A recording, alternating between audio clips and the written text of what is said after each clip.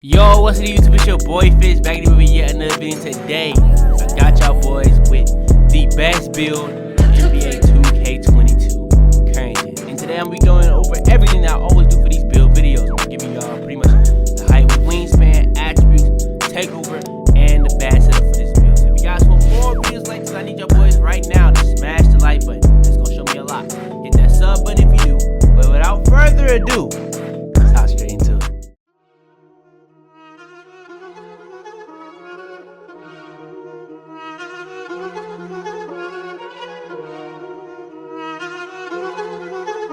I got digital dash, came right with a art. I walk in the store and I buy the stock. I hide in the bins and pull off the lot. Got Tiffany diamond, they cost me a lot. They flying like birds, but drop on this hot. 400 degrees, I burned up the block.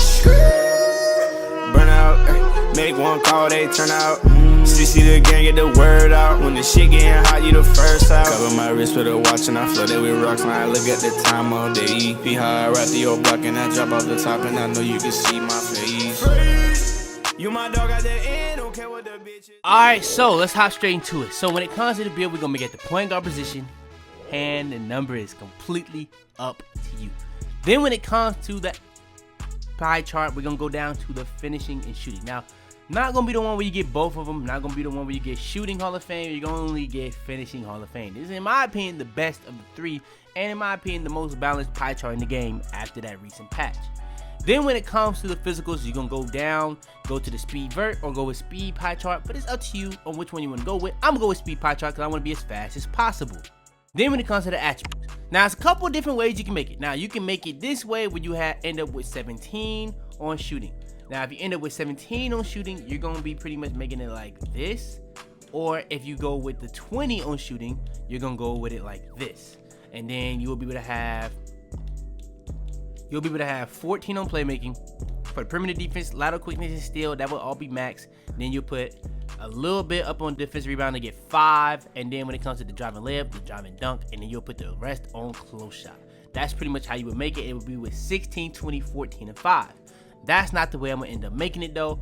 I'm going to end up going with kind of more of a balance where you're going to have 17, 17, 14 with 6 on defense. Now, if you really don't care about having this 17 and this 17, you can put the more on defense so you can have a little bit higher block, and you'll lose those 2 badges, but you'll have a higher block rating. So, but if you don't care about having a higher block rating, just go for the badges, and that just be what you can do.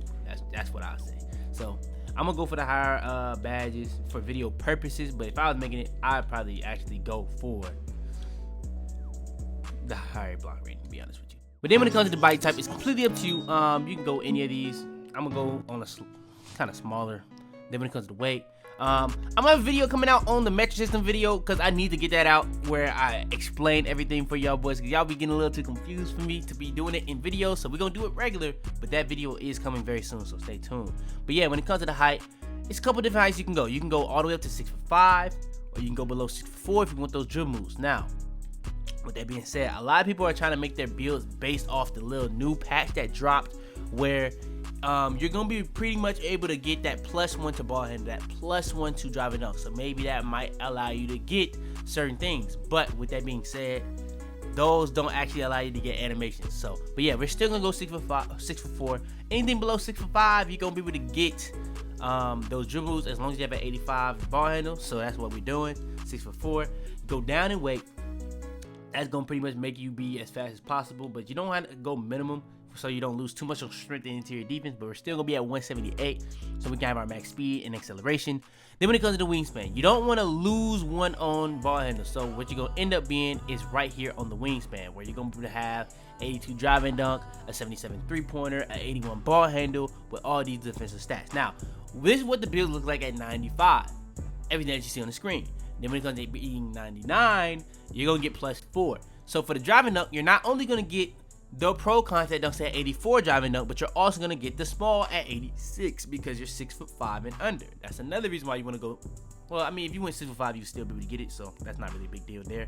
But yeah, when it comes to the driving layup, you're going to be able to get that to a 95. You're going to be able to have above a 90 on close shot, For the three-pointer, that's going to be above an 80 threshold. That's going to be very consistent for shooting. So if you feel like a shooting is going to be a hole in this build, it's not.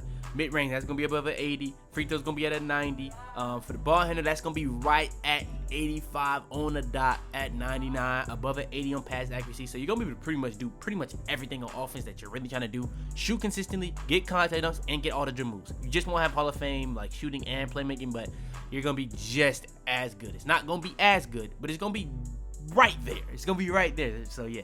Then when it comes to the defensive rebounding, you're gonna have the ability to have 80 plus perimeter defense, a 79 lateral quickness, and an 85 steal. So you're gonna be the 80 plus threshold for steal, and gonna be damn near at that 70 threshold for defensive rebound. You would have to go one notch higher to get that, but then you wouldn't be able to have that ball handle. So that's why we went with this wingspan. Another reason why we went with this wingspan is gonna be the takeovers, but we're gonna get into that later.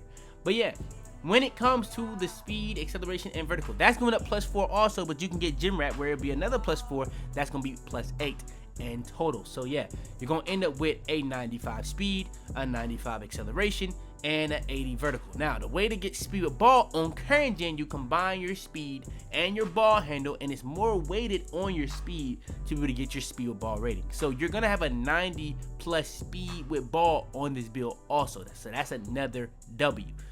Then when it comes to the takeovers, that's why we went with what we went with. You're going to be able to get slasher, shot creator, playmaker, and sharp. Now, if you want to be able to have all these stats on these build, you will have to go an inch shorter if you want lockdown takeover instead of sharp. But in my opinion, sharp take this build to a whole nother level because of the build name. So I would end up going with slasher, sharp, or a lockdown takeover. Those are the top three. Playmaker is not a bad option, in my opinion, at all. It's going to help your teammates be able to shoot a lot better. So if you're an ISO player and your teammates are just not the craziest shooters, Playmaker might be the takeover for you. But if you just want to be more overpowered as a player in general, on offense, slasher and sharp are going to be the best ones. And if you feel like you're going to be guarding ball a lot, defense or a lot takeover is going to be a really good option too. Especially with a lot of people making taller builds now, lockdown takeover might be even better of an option than it even was before.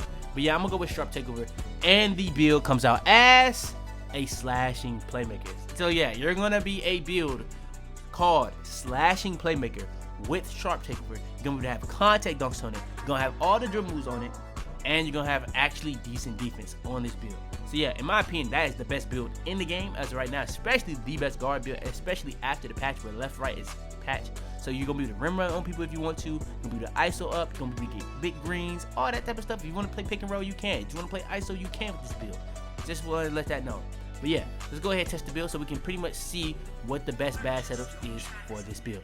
All right, next is going to be the best bad setups for this build. So when it comes to the best bad setups, we're gonna be in the finishing bad setup. So when it comes to the best finishing bad setup, we're gonna have 17 badge grades to work with. So for 17 badge grades to work with, we're going posterizer because we're getting Hall of Fame posterizer. That's just auto. Slowly finisher on current gen, one of the best finishing badges in the game still. So that's auto.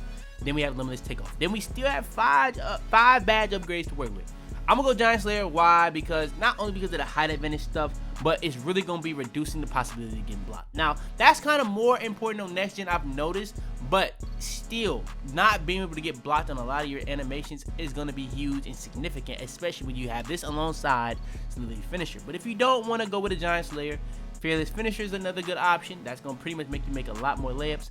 Unstrippable is an amazing option if you want to do like all type of acrobatic layups, and you can go for that last bag, Acrobat. That would be a very good combo. Acrobat and Unstrippable is a very good combo because it's really hard to do those hop steps in Euros without losing the ball if you don't have Unstrippable. And that's going to also make it harder for people to just spam X on you when you're going in the paint. So that's another thing.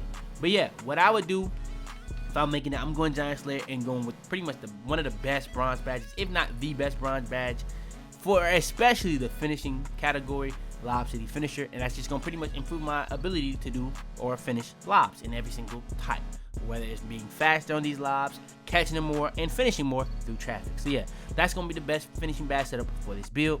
Then when it comes to the best shooting badge setup for this build, we have 17 badge upgrades to work with. Now, an underrated thing about having gold instead of Hall of Fame, you can actually put on more badges, and more is always better in my opinion.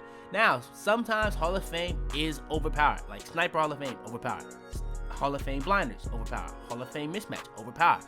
But being able to have gold blinders, gold sniper, gold mismatch expert with gold chef and gold green machine while still be able to have on Hanzo Hunter is overpowered. But what I would do actually, I would pretty much put all 3 of these to silver and then go in silver on Stop and Pop, because that just allows me to have more badges even more. Because chef silver is amazing. Green machine gold, I would rather have I would rather have these be max. Hot Zone Hunter and Green Machine, but you don't really need Hot Zone Hunter to shoot on this game. It's just gonna make it easier. You don't really need Green Machine to get greens. It's just gonna make it easier. So those are badges you don't necessarily have to have on this game, where it's so easy to shoot regardless. But I do want to have those at least silver, where Stop and Pop is gonna make it that much easier to shoot. Also, the one badge that's very underrated out of all 70 of these badges that I put on is Chef, hands down. Be able to shoot from deep is very overpowered. It's like you have Sharp Takeover without having Sharp Takeover. So yeah, that is overpowered. So that's another reason if you want to go with Slash or Takeover, you're gonna have Chef. So if you don't really want to go with Sharp Takeover, you can go with Slash or Takeover and just be dominant with the plus 10s. So yeah, you have that option. But also if you go with Sharp Takeover, you're gonna have plus 10 to your 3-point shooting, which is not really necessary because you're already gonna be at the 80 plus threshold. But it's just really up to you on what you want to do on your Takeover. But yeah, that's the badge setup I would go with for the shooting. Then when it comes to the playmaking, we have 14 badge upgrades to work with. So we're gonna go gold, quick first step, gold, handles for days, and gold unpluckable. Now I know a lot of people don't really rock with unpluckable, but with that being said, it's just a badge that in my opinion you would have to have on. Now next, Stop and Go. Now that they've patched the left to right movement, I feel like Stop and Go is not as viable of a badge, because when it comes to 3 hunting, I feel like that's not really meta anymore. So that's not a badge I'm going to be throwing on nearly as much. I'm going to definitely still be throwing on Bullet Passer though, so that's going to be the badge that we throw on. But if you want to get ankles, you can go Ankle Breaker. If you want to go be able to bail out in any situation, you can go bail out. You know what I'm saying? If you want to help your teammates shoot any better, Floor General, Dimer is still a viable option. Neither Threat is still a viable option. The badge I'm gonna actually go with is Glue Hands. Improves the ability to catch difficult passes and quickly put the ball on the floor. If you feel like you ever lose the ball too much off of like random stuff as soon as you catch the ball, that's because you're not using Glue Hands. Glue Hands is one of the more underrated badges in the game, and now they've pretty much made Stop and Go a little bit more useless. I feel like Glue Hands is a perfect badge to throw on after you put these 4 badges on. So yeah, that's pretty much the badge set I'm gonna end up going with for the playmaking. Then when it comes to the defensive, we have 6 badge upgrades to work with. So what I would end up doing, I'm gonna go chase down artists on bronze, I'm gonna go intimidator on bronze, I'm gonna go clamps on bronze, I'm gonna go pick dodger on bronze. All those badges I'm putting on bronze. What's the last badge I'm putting on? The only badge out of all 4 of these badges I know I wouldn't be able to use on bronze consistently and be okay with it, and that's interceptor. I'm putting that to silver, and that's going to allow me to have every badge I really want to have and still be able to have the badge I really want, especially as high as possible. So I really want intercept to be gold, but we didn't have 7 on this build, so I actually just put it to silver. But you want to have clamps just to be able to get bumps. Chase down artists is going to allow you to get chase down block animations at least. Intimidator is going to help you get good shot contests, and pick dodger is going to be really good. Now, one thing that apparently 2K said, that they've actually buffed Intimidator. So we're going to wait. I've been actually seeing people say they ain't really noticed it, but me personally, I really like the fact that they trying to do something with that, because the shot contest was an issue. It definitely was. But yeah, interceptor definitely the pass, or it's gonna help you be in the passing lanes. Pick dodger obviously gonna allow you to go around screens. Intimidator get you better shot contest, so on and so on. But yeah, that's going to be the best defensive badge setup for this build, especially since it's not gonna be really the main on ball defender. But if you need to play on ball, you have clamps. If you need to be able to go around screens, you have pick dodger. If you need to get shot contest, intimidator. And if you mainly you're probably gonna be in the pass lanes, you have interceptor. So yeah, that's pretty much the way I did it, and that's going to be the best badge setup and defensive badge setup for this build. But yeah, man, that's going to be the best build in NBA 2K22 current gen. I do plan on doing the same video for next gen. If you guys want more videos like this, I need y'all boys though to like the video, share this video to anybody that needs help. Everybody needs to turn on that sub button right now. I really would appreciate it. Hit that sub button. I need it. But yeah, man, turn on notifications to be the first to ever see my videos. Like I said, share this video to anybody you think will enjoy it or it will help. But yeah, man, it's your boy Fitz, man, and I'm out there, man.